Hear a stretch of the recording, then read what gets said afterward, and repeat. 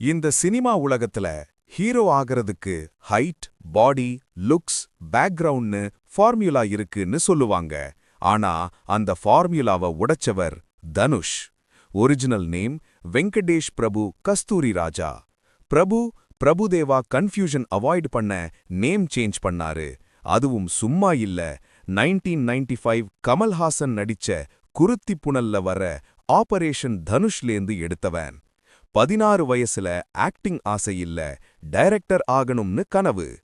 துள்ளுவதோ இளமைக்கப்புறம் சிரிப்பு, கேலி, hero material இல்லன்னு ஸ்டாம்ப்.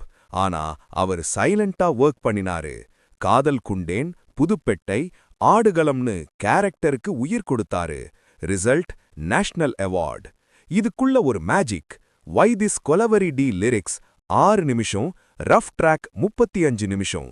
பிளான் இல்ல, ப்ரமோஷன் இல்ல, ஆனா உலகம் ஃபுல் வைரல்.